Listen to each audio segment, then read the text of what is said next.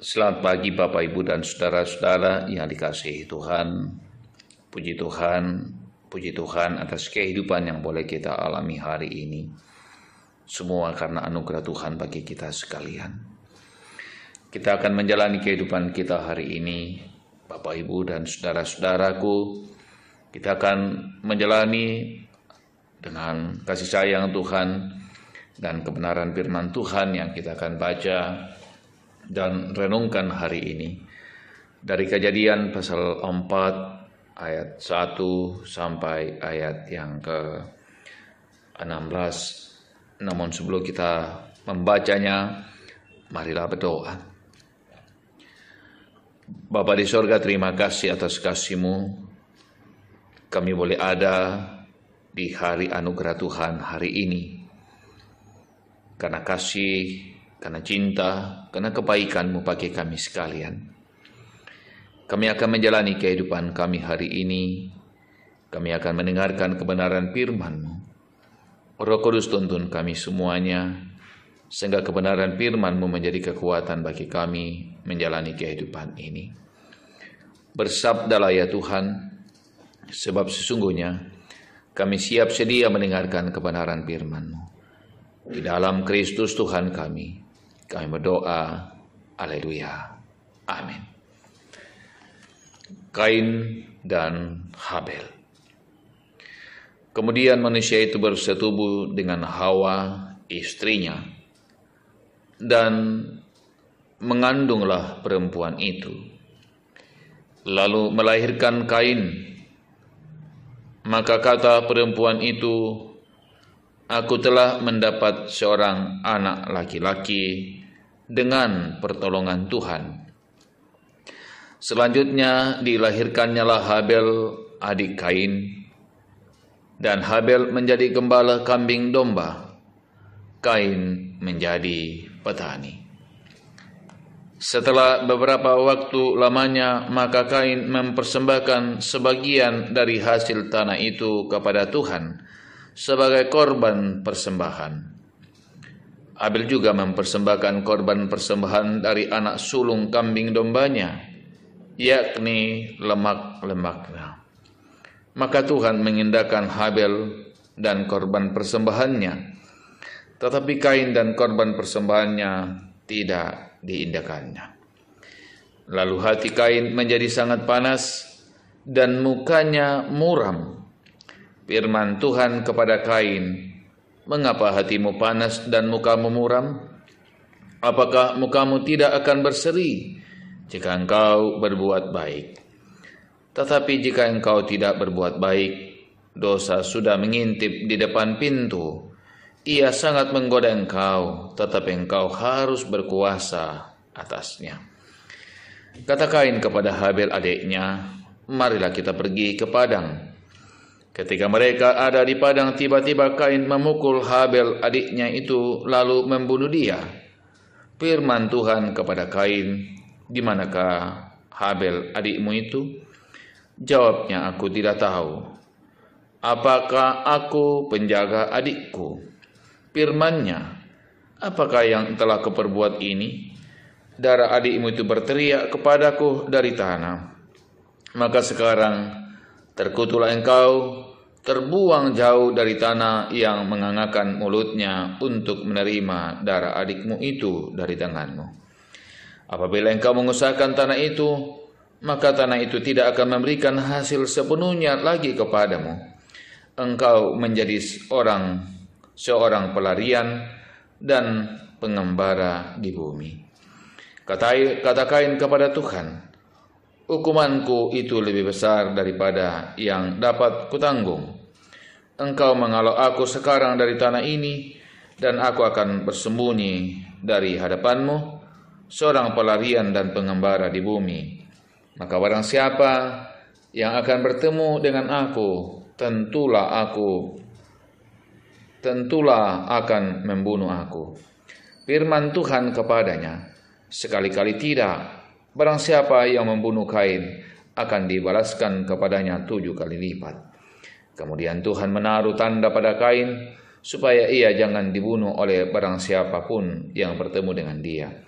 Lalu Kain pergi dari hadapan Tuhan dan ia menetap di tanah Nod di sebelah timur Eden. Demikian kebenaran firman Tuhan yang boleh kita dengarkan bersama-sama pada hari ini. Amin firman Tuhan bagi kita sekalian. Janganlah mau dikalahkan amarahmu. Saudara-saudara yang dikasihi Tuhan, tentu kita semua pernah marah atau mungkin dimarahi. Saudara-saudara, tentu marah adalah manusiawi. Bahwa kita sebagai manusia bisa saja karena berbagai penyebab kita bisa menjadi marah. Saudara-saudara yang dikasihi Tuhan, pembacaan kita bicara tentang Habel dan Kain. Orang bersaudara. Mereka memiliki pekerjaan yang berbeda. Satu, sebagai petani tentu yang dimaksudkan adalah bahwa ia mengelola tanah untuk menanam biji-bijian dan lain sebagainya. Dan satu adalah seorang peternak, yaitu Habel. Saudara-saudara, mereka mempersembahkan korban. Dan Tuhan tahu motivasi dari mereka mempersembahkan korban itu. Dan ketika Kain menyadari bahwa persembahannya tidak diterima oleh Tuhan dan Tuhan menegurnya, ia menjadi sangat marah. Saudara-saudara, dalam kemarahan yang disebabkan karena kecemburuan, sekali lagi, Kain marah karena ia cemburu kepada adiknya Habel karena persembahan adiknya diterima oleh Tuhan. Sampai pada titik itu, saudara-saudaraku yang kekasih dalam Tuhan, tentulah tidak menjadi sebuah hal yang terlalu masalah bahwa ia cemburu dan ia marah. Tapi saudara-saudara yang dikasihi Tuhan, bahwa bacaan kita lanjut bahwa kemudian mereka pergi ke padang, pergi ke kebun. Dan dalam kecemburuan dan amarah yang meluap-luap, ternyata Kain kemudian membunuh saudaranya Habel. Saudara-saudaraku yang kekasih dalam Tuhan, kecemburuan yang kemudian melahirkan amarah, dan amarah melahirkan dendam, dan dendamlah yang kemudian menyebabkan Kain melakukan hal yang sangat luar biasa, membunuh saudaranya.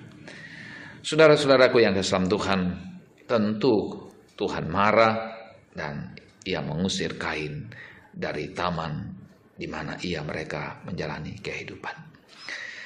Saudara-saudaraku yang kekasih dalam Tuhan, sangat manusiawi orang marah. Tapi marah, saudara-saudaraku, tidak boleh melahirkan dendam. Marah yang melahirkan dendam itu adalah dosa.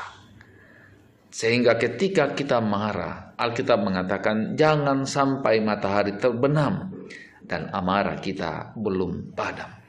Artinya saudara-saudara, Alkitab mengajarkan bagi kita sekalian bahwa marah itu sangat manusiawi, yang kemudian menjadi dosa ketika amarah itu sudah mendendam atau sudah tersimpan menjadi dendam dalam hati kita. Dan karena itu, salah satu hal yang kemudian diajarkan oleh Alkitab bagi kita, bahwa tidak boleh ada dendam dalam kehidupan ini. Ketika kita marah dan selesai, ketika kemudian kita menyimpan sesuatu dalam diri kita dan menjadikan sesuatu menjadi dendam, maka dendam itu menjadi dosa. Dan karena itu saudara-saudaraku yang sama Tuhan, lepaskan amarah dan kemudian pakailah pengampunan dalam kehidupan ini, agar kita tidak mendendam siapapun dan tidak marah yang kemudian menjadikan diri kita berdosa. Tuhan memberkati, menolong kita menjalani kehidupan ini. Marilah berdoa. Terima kasih atas firman-Mu yang boleh kami dengarkan, yang boleh kami amini adalah kebenaran daripada-Mu.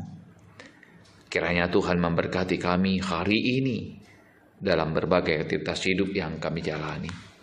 Kasih sayang-Mu berlimpah bagi kami, sehingga kami senantiasa menikmati kehidupan ini, baik pribadi kami, rumah tangga kami, pekerjaan kami.